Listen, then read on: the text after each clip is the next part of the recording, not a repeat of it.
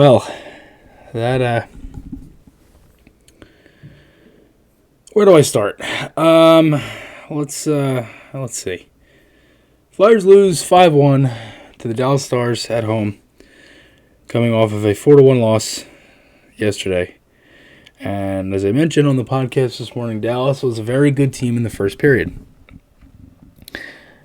And that continued. They went up 2-0. Wow, just a bad game from the Flyers. Wasn't an effort issue for most of the game. There is something I do have an issue with, and I'll get to it. But they tried for something different today. You have Tippett with Hayes and Konechny, Lawton with Noah Cates and McEwen, Bellows with Frost and Farabee. So Frost finally gets bumped up. Delorier with Sedlak and Legzinski, Provorov, D'Angelo, Sanheim and Braun, Sealer and Risto, and Felix Sandstrom in net. Can I just say for Sandstrom, I feel so bad for this guy. I mean, they do not play well in front of him at all, rarely. And it seems like when they do, it's games like the game against St. Louis where they're just going to blow out the team. And if there's like no in between, it's either they get blown out or they blow out the other team. There's no in between. It's just so weird. I mean, early in this game, the Flyers had a chance right off the bat from Tippett. Really nice play, getting through the zone, and then the Stars would score 1-0 off the rush, slip through the D. Hayes really nowhere to be found. It was just a weird goal. Then the Stars, a couple minutes later, 2-0. Sagan scores off a tip from the point, and it's just like, whoa, let's settle it down here. But the Flyers challenge it for offside. It was offside, so no goal. Flyers had their looks, though. They had a good shift by the first line after that. Sedlak had a chance off the rush. Tippett had a pass down low for Hayes, but besides that, off of like a tip kind of play that Ottinger got a pad on. Stars are good at power play. The Flyers had a good PK there. And special teams was a big thing. They killed this one off, but Dallas, again, goes 2 for 3. Flyers go 0 for 6 at a 5-1-3 late in this game. Giving up the shorthanded goal. I mean, it's just like you have to take advantage of that, where in other games they were at least scoring or generating chances or generating looks, whatever. And it's not like they aren't, they just got to score, and the penalty kill hasn't been as great. It was like 9th in the league coming into this game. And really this weekend it was, pretty good in the league, and, both teams go 2 for 3. The Flyers give 4 power play goals on the weekend on 6 opportunities. It's just not good enough. And that's where you need clears and you need plays like that. So they killed that one off, but Dallas will get one again later. Lindell scores off a seeing eye shot from the point. Looked like it deflected, and it did. It was kind of like a floating wrister that deflects in. So it's 2-0 into the first. The one thing that I noticed right away with Dallas is their forecheck, and it forces the Flyers to not just go back, but go all the way back and then start over again and again, and that happened many times in this game. And also, once the Flyers would get into the neutral zone, they had no play. And when they dumped it, the Stars had an easy exit. They got out. The Flyers couldn't create much in the high danger area. And when they did, Ottinger was able to save it. And it wasn't like the Flyers had 38 shots in this game. It didn't seem like they had like a 38-shot game. You know what I mean? Like the last game against Ottawa, they put up 38 shots. And they had 59 hits, which is a franchise record, right? That whole thing. And, you at least generated chances. It didn't look like the Flyers had many chances. So the Flyers opened in the second period. Lawton hit the crossbar, and then they score a beautiful goal. Just gorgeous goal. Tippett with a spin around pass. Hayes finds Konechny. Most of the time that's a play where I'm just like, oh my God, just shoot that. But, they ended up getting the goal there. So it's 2-1. Then Konechny draws a power play. And it's like, okay, at that point, I'm just like, all right, well, we can tie this game right here. And it's like, bam, bam. And that's kind of how the game can change sometimes. But they don't score there. The game settled down after that. Dallas got back into it. They ended up getting a power play off of slash on Bellows, and they make it 3-1. And that ended up being the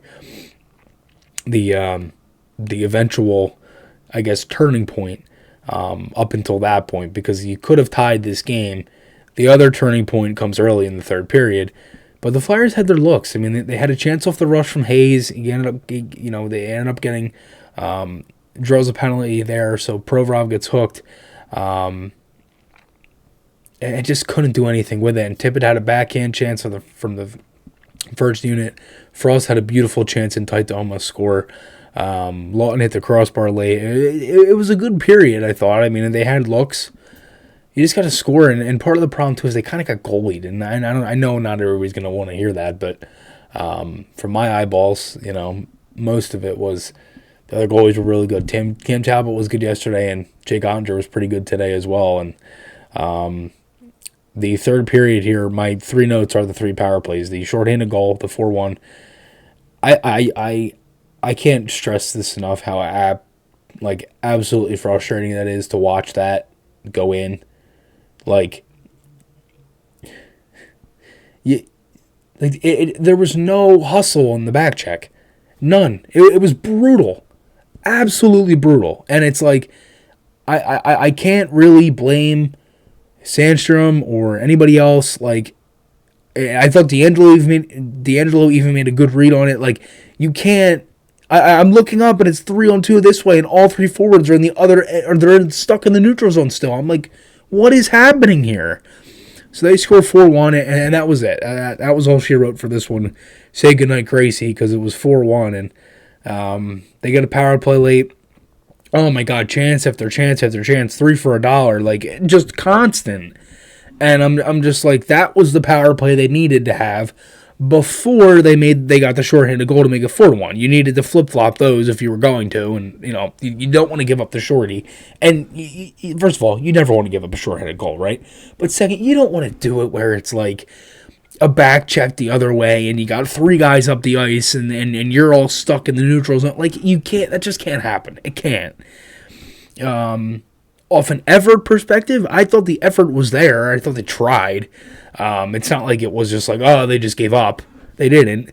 And it's just frustrating. It's really frustrating. You have that great game against St. Louis, and then you lose 3 straight, 2 of them being at home. And it's frustrating because these were winnable games. I mean, Columbus is a winnable game. Ottawa's a winnable game. And you could even argue this is a winnable game because the circumstance. I mean, you score a goal, and then you get a power play right after. It's like you have to take advantage of that, and they're not. And that's the frustrating part. I mean, the special teams is probably going to have to get a mix. I mean, there really isn't much they can do with the penalty kill because they don't have any other bodies to put into the lineup. I don't even think they'll change that anyway because it's been good for most of the season. You can't really go off a 2-game sample size. The power play, that's going to have to get a couple fixes because the first unit is hot and cold. It's like they're good one game, they're not good the next game. The second unit, I think, was better today. You finally saw some guys actually make some strides. Bellows comes in today, and I didn't mind the Bellows, Frost, and Farabee line. It really wasn't anything different than any other line, I guess. Again, I would move some of these guys up. I'd drop McEwen. I'd put Frost up. I've said this over and over again. I'd even put up Farabee and put Lawton with Bellows. I don't know. I mean, it's just frustrating because you have such a good game against the Blues, and then you put up a stinker in Columbus, another stinker against Ottawa, and then today. It's like the last 3 games have just been like a lingering fart. As funny as funny as it sounds, and I don't know. It's just this is what being a Flyers fan's like, and I'm not laughing because I'm not crying, emotionally crying. I'm crying because I was laughing. It's just I don't know. I think I've kind of run out of thoughts on what to fix and what not to fix. I mean, it's kind of right there in front of them at this point. As for Sandstrom, again, they don't even give this guy a chance. And again, Dallas coming into it, 17 goals in the first to 6 against. Now that's 19-6. I mean, it was just bad. Just a bad game. They got killed in the faceoff circle again, 74% for Dallas to 26% for the Flyers. Just not a good game, and it was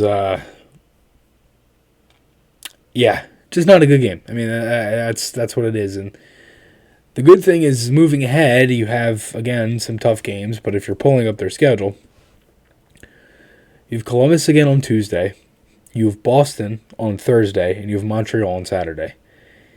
The only thing that intertwines between those three games is that you're on the road for all three of them. So hopefully a small little 3-game road trip could maybe change something, change the way that they play, maybe wake them up a little bit.